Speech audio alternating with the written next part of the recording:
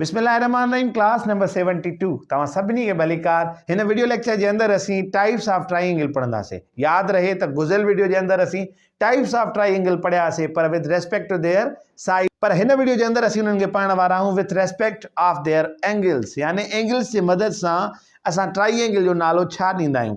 सोचो त स्टार्ट कयूं था पंहिंजी क्लास खे। पहिरियों नंबर आहे असांजी एक्यूट एंगल्ड ट्राइंगल।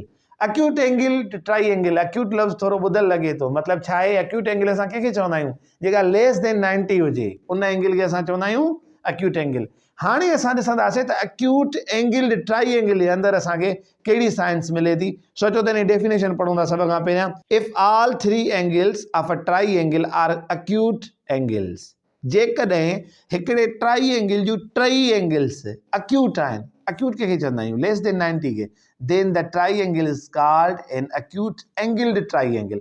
त इन कंडीशन में असां उन ट्राइंगल खे acute angled triangle चवंदासीं। सिंपल आहे, यानी तव्हां इन तस्वीर में बि ॾिसी सघो था, यानी ॾिसो टई जूं टई कुंडूं छा आहिनि?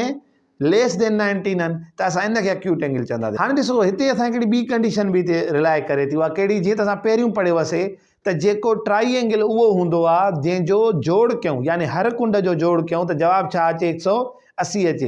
हाणे तव्हांजे साम्हूं हिकिड़ी एक्यूट एंगल ट्राइंगल आहे, तस्वीर आहे साम्हूं। असां हिन खे जोड़ कयूं था त छा 180 बीहे थो? अच्छा ॾिसो, जॾहिं असां हिन कुंड खे यानी पी ऐं क्यू वारे खे जोड़ कंदासीं, यानी 50 ऐं 70 खे जोड़ कंदासीं, छा जवाबु ईंदो? 120।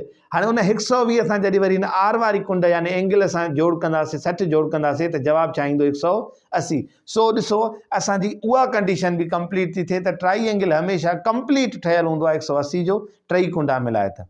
हलूं था नेक्स्ट वन जे तरफ़, त ॿियों आहे ऑब्ट्यूस एंगल्ड ट्राइंगल। अच्छा, सभ खां पहिरियां त असां ऑब्ट्यूस एंगल खे अगरि थोरो रिमाइंड कयूं या रिवाइज़ कयूं, असांखे ख़बर आहे त ऑब्ट्यूस एंगल कहिड़ी हूंदी आहे? जेका 90 खां वधीक हुजे ऐं 180 खां घटि हुजे। जेका डेफिनेशन आहे हिन जे अंदरि लिखियल आहे, if one angle of a triangle, ठीकु आहे, हुन में छा पियो अचे? टई एंगल्स एक्यूट हुजनि, ठीकु आहे, पर हिन में छा थो चए? जेकॾहिं हिकु एंगल असांजी जेको आहे ऑब्ट्यूस आहे, then the triangle is called obtuse angle triangle. यानी हिन में नथो चए त टई तव्हांजो जेको आहे ऑब्ट्यूस हुजनि, हुन में छा हुजे? हिकिड़ी हुजे, जेका तव्हांजे तस्वीर में बि छा साम्हूं आहे, हिकिड़ी एंगल ठहियल आहे DEF वारी एंगल जी निशानी बि आहे हुते। त ॾिसो हिकिड़ी जेका ई वारी एंगल आहे उहा कहिड़ी आहे? 120। यानी इन्हनि टिनी कुंडनि मंझां का हिकिड़ी कुंड बि अगरि तव्हांजी ऑब्ट्यूस आहे त सम्झी वञो त उन सॼी असां जेको आहे ट्राइंगल खे चवंदासीं ऑब्ट्यूस एंगल्ड ट्राइंगल। हाणे टियों नंबर आहे राइट एंगल्ड ट्राइंगल। हाणे राइट एंगल असांखे ख़बर आहे त जेका एक्ज़ैक्ट 90 डिग्री जी हुजे। अच्छा, डेफिनेशन पढ़ूं था हिन जी। If one angle of a triangle is a right angle, जेकॾहिं हिकु एंगल बि उन ट्राइंगल जी राइट आहे, त then the triangle is called right angle triangle. त पोइ असां हिन सॼे खे चवंदासीं राइट एंगल ट्राइंगल आहे। ॾिसो कीअं तस्वीर आहे तव्हांजे साम्हूं, हिकिड़ी कुंड छा जी आहे? 90 जी आहे, ठीकु आहे। हाणे हिन डेफिनेशन में बि ॿुधायो त हिन टिनी कुंडनि मंझां अगरि हिकिड़ी कुंड बि 90 जी आहे, असां सॼे ट्राइंगल खे नालो कहिड़ो ॾींदासीं? Right angled triangle. अच्छा, हाणे जॾहिं असां इहो सम्झी था वञूं, जीअं असां हिन खे साइड जे हवाले खां एंगल्स जे हवाले खां हिन टॉपिक खे पढ़ी विया आहियूं, त हिकिड़ी एक्सरसाइज़ आहे, एक्टिविटी आहे, तव्हांजे साम्हूं हुनखे कंदव। Measure the sides of the following triangles and then the write their names.